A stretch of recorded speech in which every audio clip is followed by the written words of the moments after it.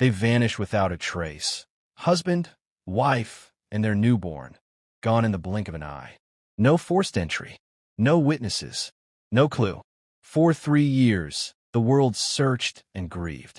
But what was uncovered 6 years later shattered everything we thought we knew.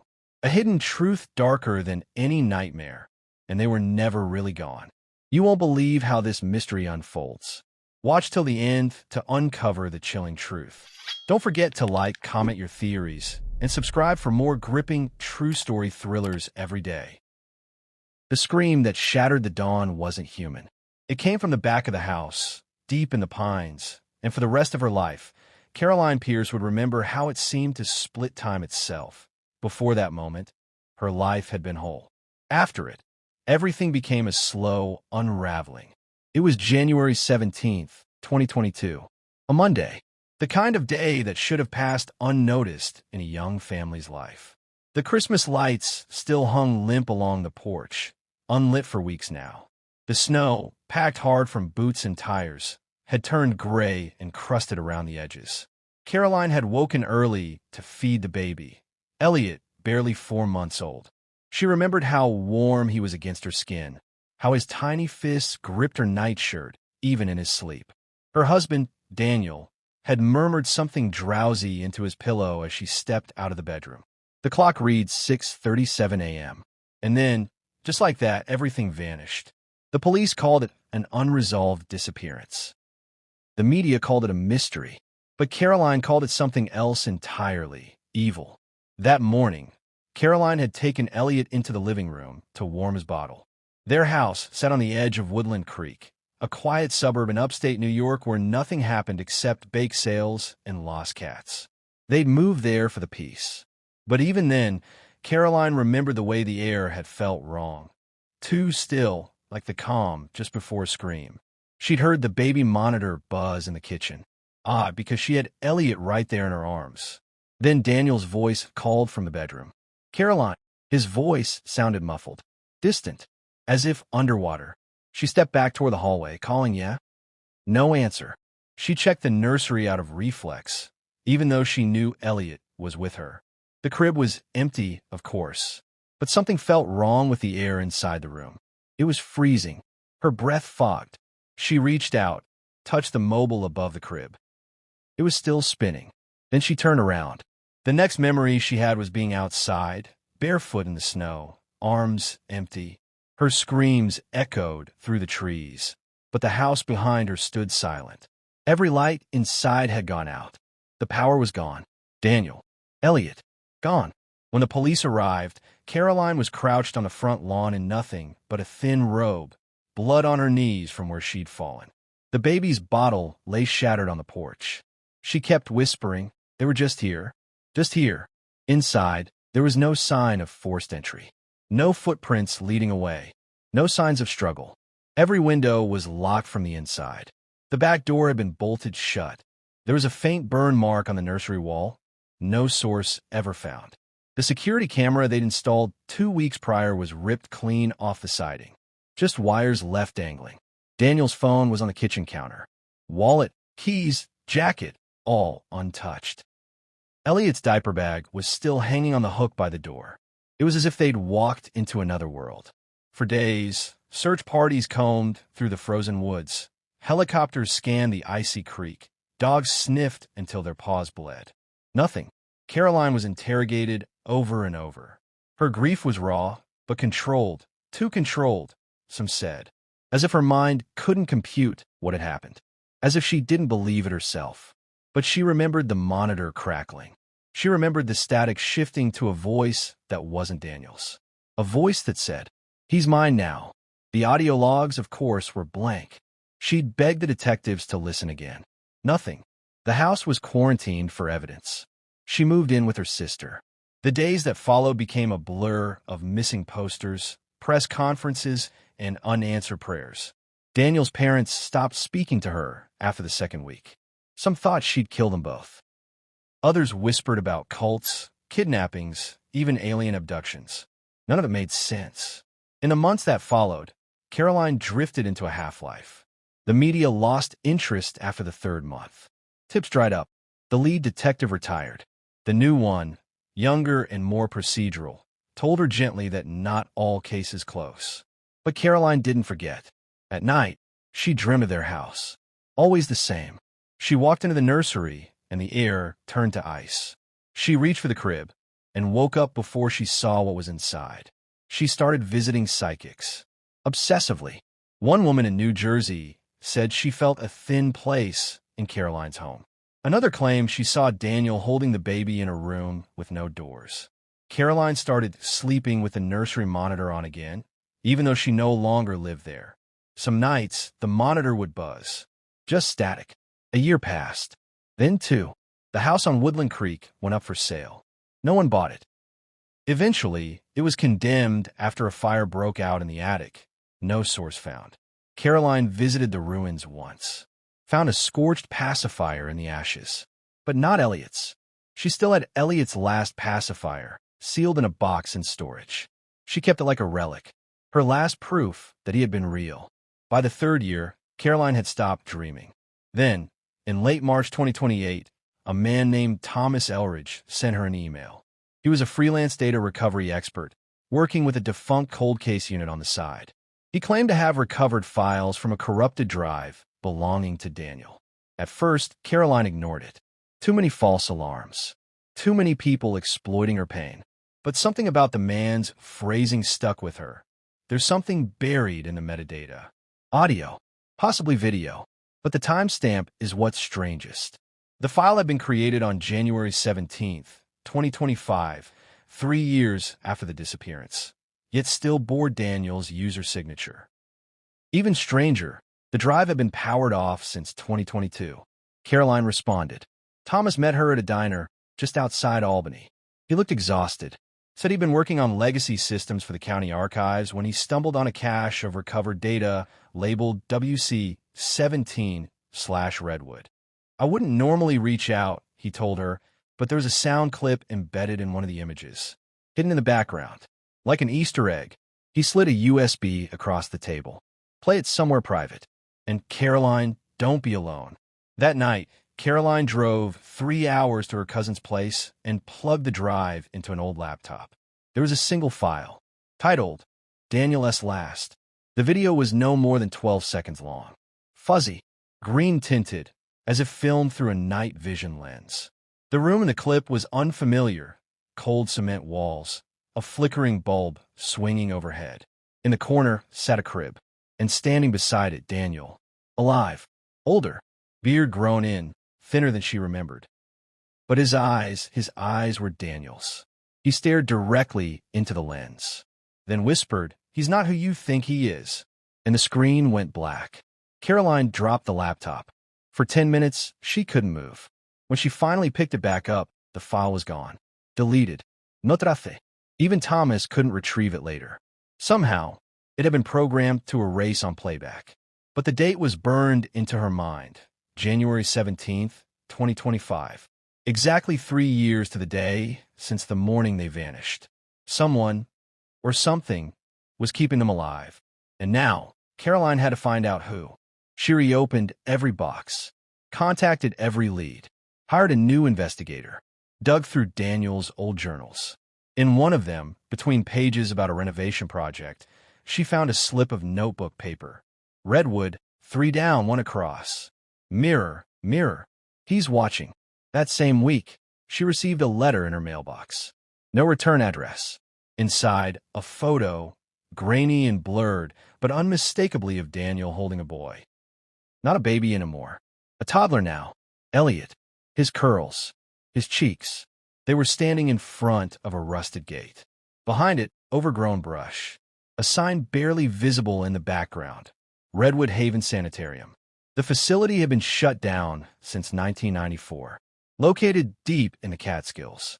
Accessible only by a single unpaved road. The state denied any recent activity there. But Caroline had the photo and the timestamp. The answer was in that place, and someone wanted her to find it. But what she didn't know, what she couldn't have imagined, was that the truth waiting behind those gates would not only rewrite the story of their disappearance. It would change everything she believed about her husband, her son, and herself.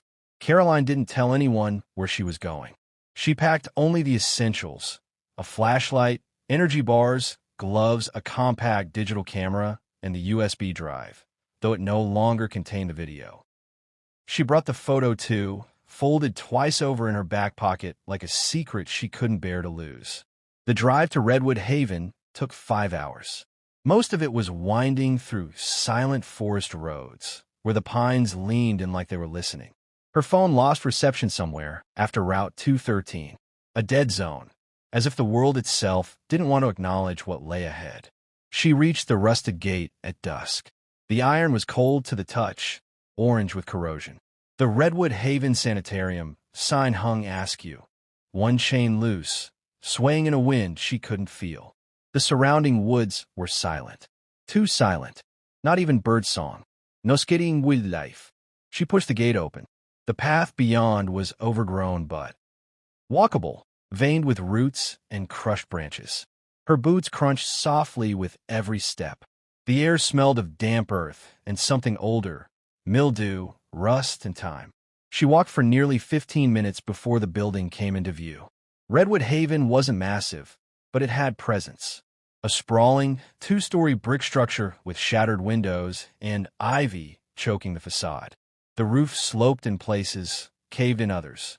The front doors were gone, leaving only a yawning blackness framed by graffiti-covered columns.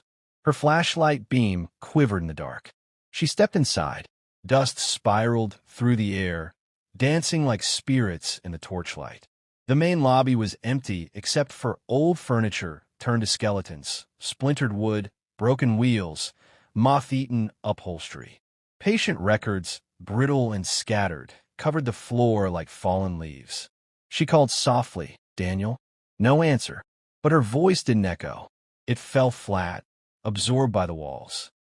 She moved slowly down the hall. Each door she passed either locked, caved in, or leading to rooms that smelled of mold and loss. There were old wheelchairs, overturned gurneys, rust-stained sinks. She found a child's doll missing its eyes, curled up beneath a rotted bench like it had been sleeping. In the east wing, she saw something strange. A room with an intact door. Not only intact, but clean. No dust, no graffiti. A keypad on the handle. Impossible. She reached out, tried the knob. Locked. Then she remembered Daniel's note.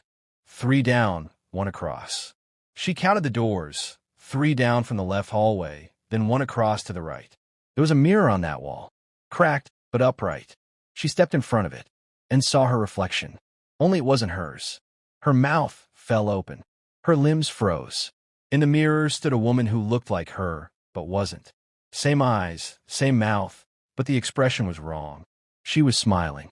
Caroline stepped back. The reflection didn't move. Then the mirror fogged. Letters began to scrawl across it. Backward from the inside. 7,135. She ran back to the keypad. Fingers trembling, she punched in the numbers. The door clicked. It opened to a stairwell. Clean, intact, lit by flickering yellow lights. Modern. No dust. No dica. It was like stepping through time. She descended slowly, 1 step at a time, her heartbeat echoing in her skull. The stairs led down deeper than she expected, at least 3 floors underground. Then the hallway began. Polished white tile. Metal doors lining each side. A faint hum of machinery in the walls. The scent clinical. Bleach and electricity. This place was alive. She crept forward, peeking into rooms through square glass panes. Inside, metal beds with restraints. Machines. Monitors. Some still blinking. No patients. Then, halfway down the hall, she saw him. Daniel. He sat slumped in a chair, head bowed, hands cuffed to the arms. Pale. Emaciated. But alive. She pounded on the door. Daniel. His head snapped up. His eyes, wider than she'd ever seen them, locked onto hers. Disbelief. Relief. Horror. No, he mouthed. Caroline, run. But before she could react, the door at the end of the hall swung open. A man stepped through. Tall. Clean-shaven. White lab coat. He walked with slow, deliberate calm, as if her presence wasn't a surprise. Caroline, he said gently, you weren't supposed to come yet. She froze. Where's my son? The man's smile didn't reach his eyes. Elliot is special, and he's safe. I promise you that. She raised the flashlight like a weapon. I saw the video. I know what you've done. The man stepped aside, revealing another figure in the doorway. A boy, 5 years old, curly hair, wide blue eyes. Mom. Her knees buckled. Elliot. He looked at her confused, almost like he remembered, but wasn't sure from where. The man knelt beside the boy. It's okay. She's a visitor. Remember our rule? No touching the glass. There was glass between them. A barrier she hadn't noticed. Her breath fogged it as she leaned in. Elliot, baby, it's me. Mommy. He blinked. Mommy is not allowed to visit on Mondays. Something in her heart cracked open. What did you do to him? The man stood again. We didn't do anything. Elliot is not like other children. He hears things, sees things. The night he was born, every monitor in the hospital went dark. Every baby in the ward stopped crying, except him. The lights flickered. Machines rewrote themselves. He stepped forward. You didn't lose him. He was taken. Not by us. By him. He pointed to Elliot. Daniel was screaming inside his room, yanking against the cuffs. Caroline, don't let him speak. Don't let Elliot speak. The man calmly pressed a button on the wall. Gas hissed inside Daniel's cell. He went limp. Caroline screamed, pounding on the glass. Stop. Let them go. But the man only smiled again.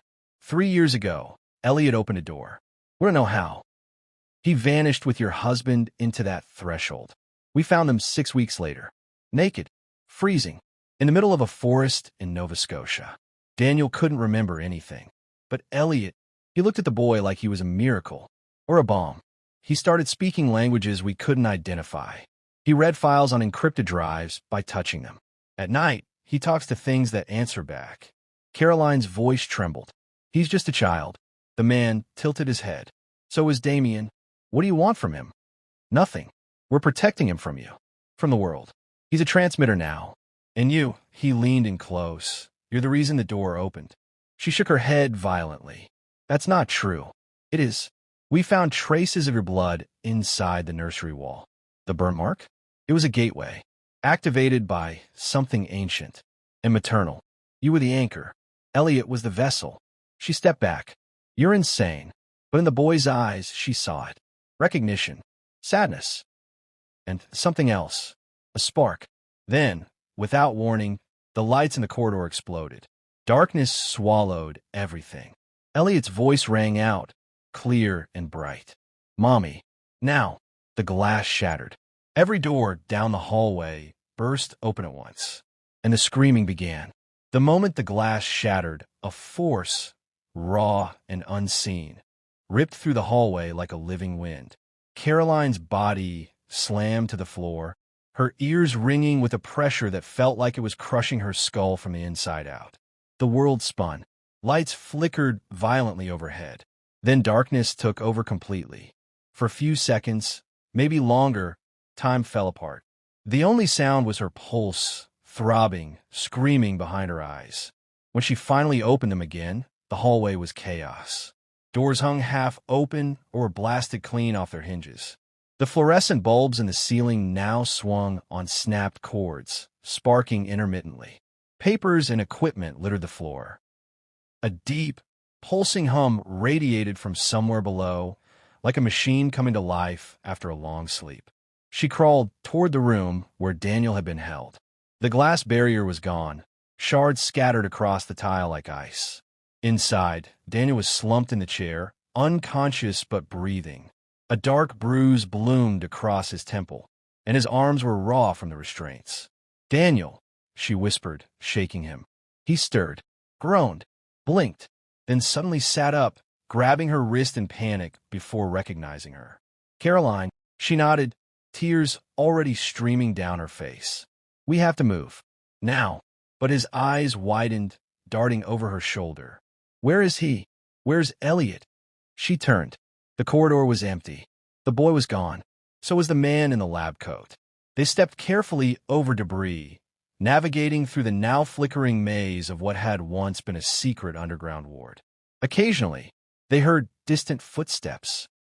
Too light to be Daniel's, too steady to be panicked. Someone was still moving down here. What happened to you? Caroline asked as they walked. Daniel wiped at his bleeding lip. They kept me sedated for days at a time. Monitored.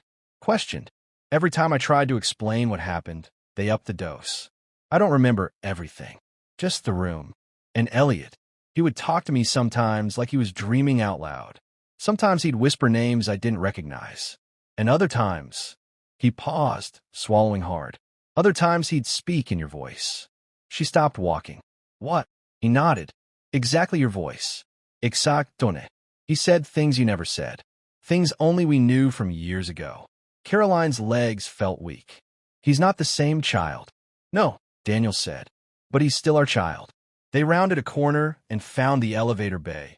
A sleek, silver door unmarked except for a red emergency light blinking above it. Daniel reached for the call button, but it was already lit. Someone had just called it. The doors dinged.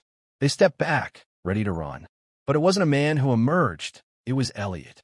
Still barefoot, still calm, but now older, sharper, more alert than any 5-year-old had a right to be.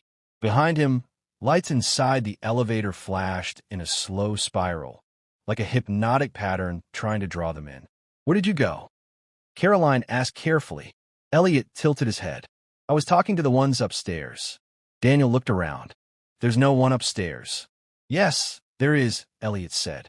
But they don't live in the house. They live in the air. Then, with childlike innocence, he smiled. They said you'd finally come. Caroline stepped forward, trying to close the space between them. We're taking you home, baby. He frowned, puzzled. Home? We are home. Behind him, something groaned inside the walls, like pipes shifting or breathing. Then, far down the hallway, a siren blared. Red lights flooded the corridor. Security protocol. They know we're here, Daniel whispered. Elliot's face remained passive, but something flickered in his expression. Regret? Fear? He reached out and took Caroline's hand. I can get us out, he said softly. But you won't understand what you'll see. Caroline didn't hesitate. She gripped his small fingers, pulling him into her arms, heart thundering. Daniel grabbed a metal rod from a wrecked cart nearby, the closest thing to a weapon he could find. Together, they followed Elliot. Instead of taking the elevator, he led them down a narrow corridor, one not visible from the main hall. No markings, just cold stone walls and dim light. They descended a stairwell that seemed impossibly long. Then the air changed. Colder, sharper, like stepping inside a freezer filled with static. At the base of the stairs, they entered a round chamber. In its center stood a large ring, metal, wires, strange etchings along the rim. A machine, ancient and new at once. Along the walls were dozens of screens, none powered, cables coiled like vines. Elliot pointed to the ring. It opens the door. The original one. What door? Daniel asked. Caroline already knew. The one from the nursery. Elliot nodded. It's always been here. We didn't create it. We found it. It's a passage, but not to a place. To something. What happens when it opens? She whispered. They see you. The walls pulsed. Then the machine shuddered to life. The ring began to hum, spinning slowly. Lights ignited along its edge, one by one, in sequence. We have to shut it down, Daniel said. But Elliot only looked at Caroline. You can stop it. You're the anchor. You brought me back. Her knees weakened. What do I do? Elliot touched her chest with his palm. Just say my name. Say it like the day I was born. She did. The name came out not as a sound, but as a song. And the ring exploded in white light. Not fire. Not pain. Just revelation. In the flash, she saw everything, briefly. The night, he vanished. The shape that moved through the nursery wall. A shadow cloaked in stars. Not evil. Not good. Just ancient. Watching. Learning. Elliot had been chosen, not stolen. Not possessed, but shared. He was a conduit between worlds. And Caroline had been the door. Then the light collapsed. The ring went silent. Caroline was lying on the chamber floor, smoke curling from the machine. Elliot was asleep in her arms. Daniel stirred nearby, groaning. Is it over? I don't know, she said. But they were together. They carried Elliot out through a maintenance tunnel Elliot somehow knew existed. No alarms chased them. No guards. No one. It was as if the facility had gone dead. They reached the surface just before sunrise. Outside, the forest felt different, alive again. Birds chirped. Wind moved through the trees. Elliot opened his eyes as they reached the car. "I don't want to go back to sleep anymore," he said. "You won't," Caroline whispered. "Not ever again." They drove for hours, not speaking, just breathing. Elliot stared out the window, watching the trees. Back at Caroline's apartment, Daniel slept for 18 hours. Elliot barely slept at all. He sat at the window and hummed quietly to himself, like he was listening for something.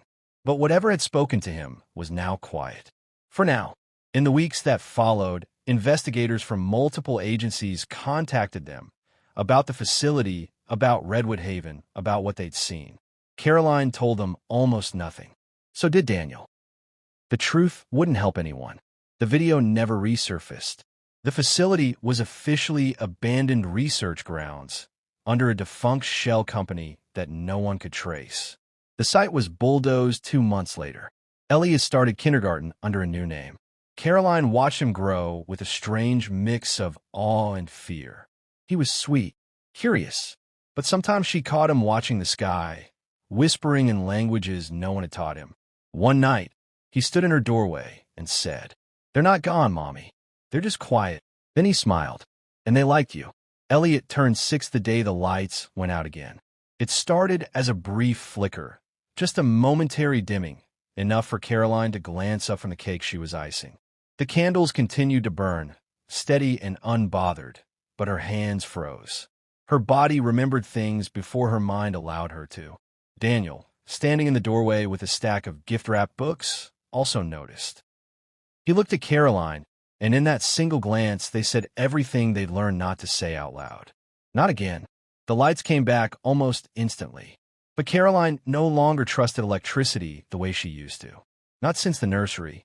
Not since that night at Redwood Haven when the ring pulsed like a living heartbeat and her son had opened something that should have stayed shut. It's been a year in hiding since then. Not in the shadows, just quiet. Remote town. New names. A cozy rental near the Blue Ridge Mountains.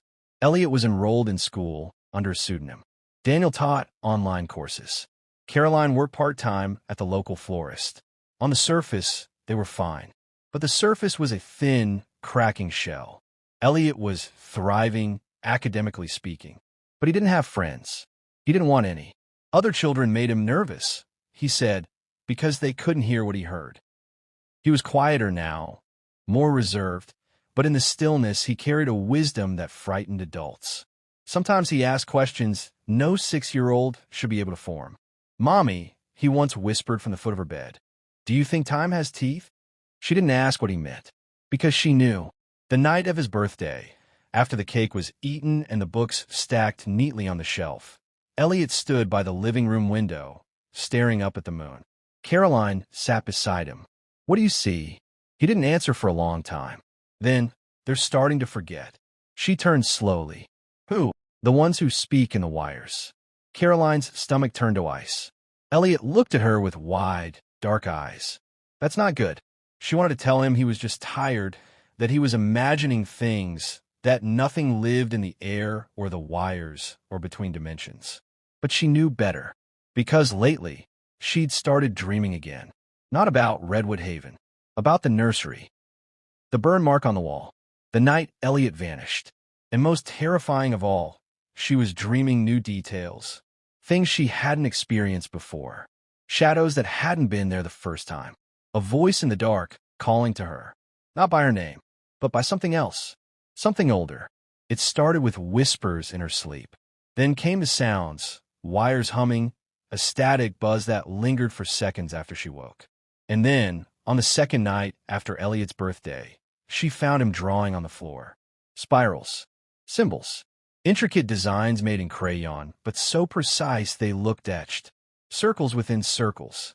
Angles that bent unnaturally. The same pattern she'd seen inside the chamber at Redwood. "Where did you learn this?" He looked up, calm. "I didn't. You drew it. I remembered it." Daniel came into the room then, saw the drawings, and said nothing.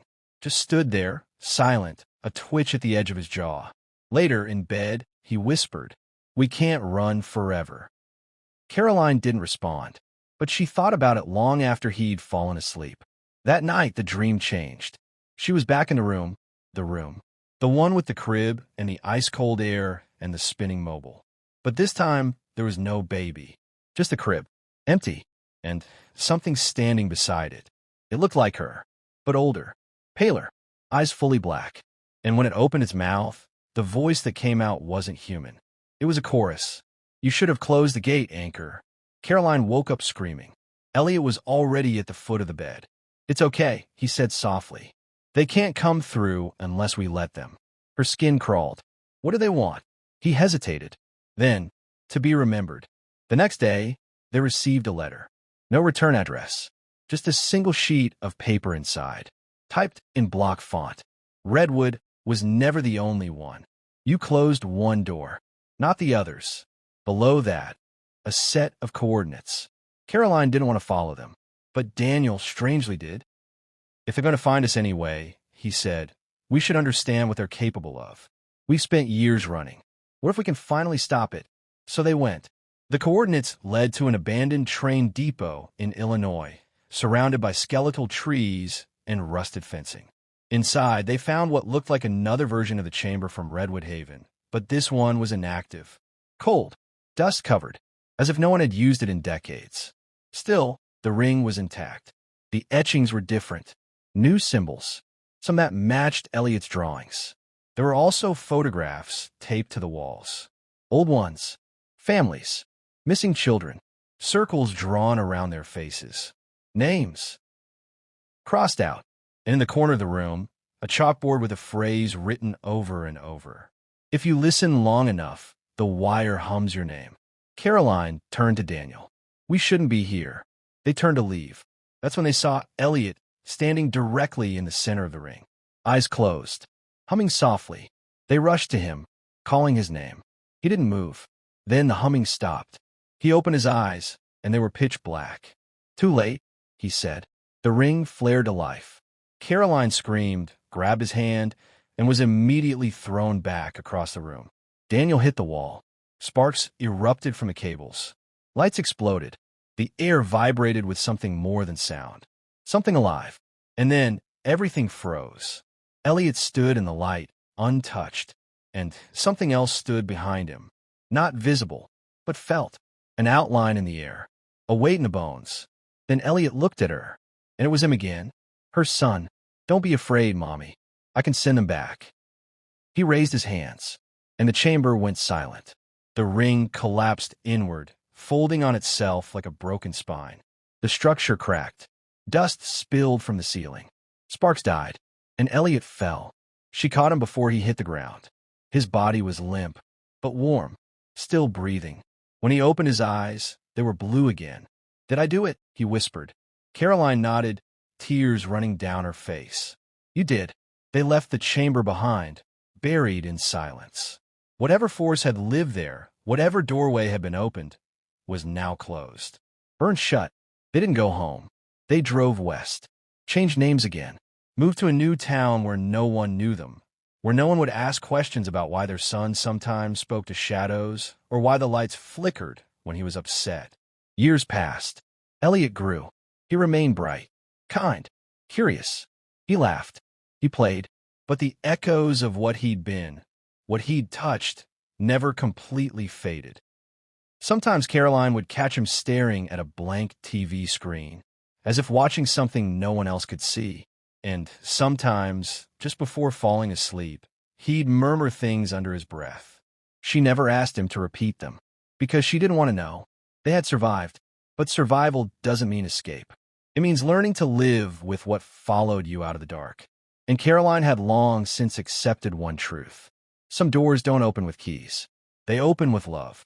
And once open, they never really close. They settled in Washington State this time, on the edge of the Olympic Peninsula, where the fog swallowed sound and the forests loomed like sleeping gods. The house was modest, a single-story cottage tucked away behind weeping cedars, with moss growing along the roof and mist curling like fingers along the porch at dusk.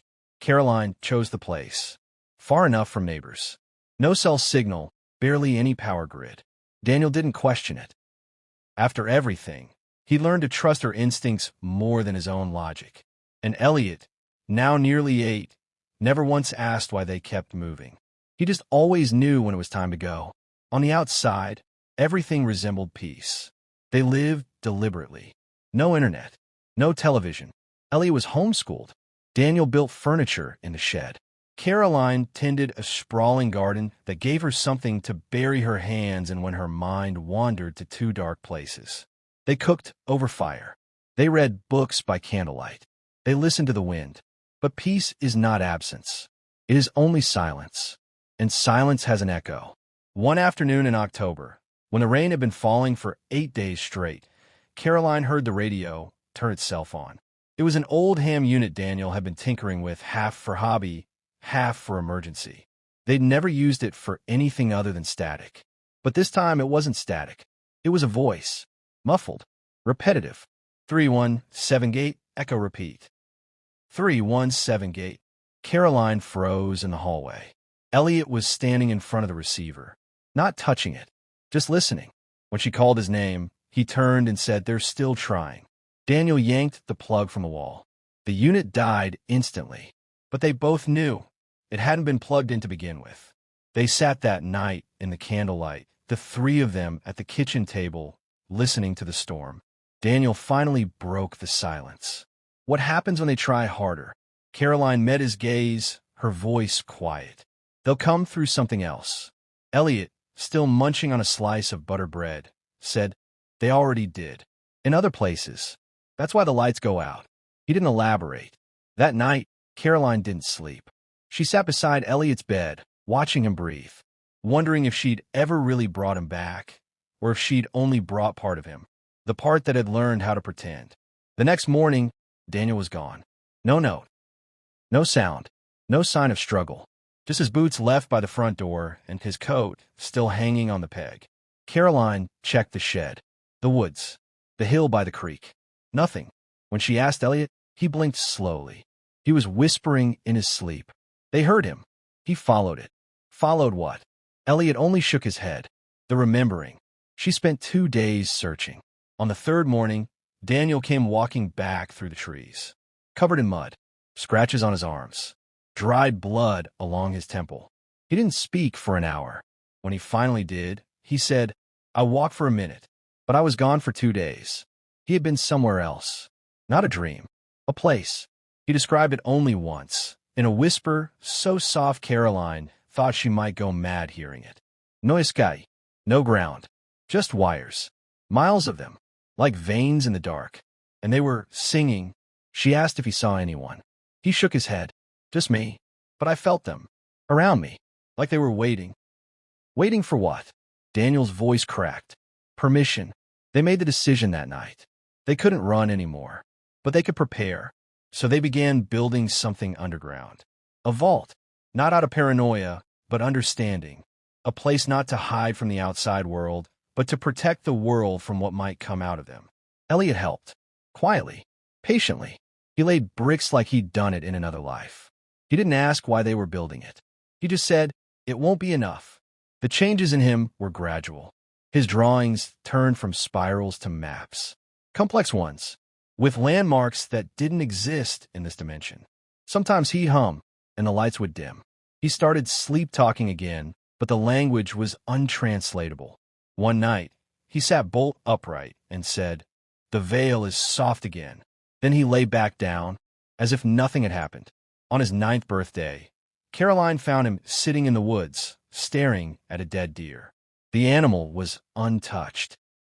No wounds, no blood, just still, like it had stopped being alive from the inside out. Elliot whispered. It heard the voice, too. The next day, Caroline burned the radio. Daniel removed the wiring from the entire house. But the humming didn't stop. Sometimes Caroline could feel it in her teeth. A low vibration in the bones of the walls. Not loud, not threatening. Just there, watching. The final sign came in late November. Elliot stopped sleeping. Not because he didn't want to, but because he no longer needed to. "I've rested enough," he said. That was when Caroline and Daniel sat down across from him at the kitchen table and asked the question they'd both been avoiding for years. "Are you you?" Daniel asked, his voice trembling. Elliot looked at them both with kindness. I am, he said. But not only. Caroline reached for his hand. Are you in danger? No, Elliot said softly. You are. The lights overhead began to buzz. The candles flared higher. Then, from the hallway, came a soft sound. A hum, almost melodic. They stood slowly, followed the sound. It led them to the nursery. They hadn't used that room in years. It was still intact, still painted soft green, faded now with dust and time. The crib stood untouched. The mobile, long dead, spun gently as if moved by an unseen breeze.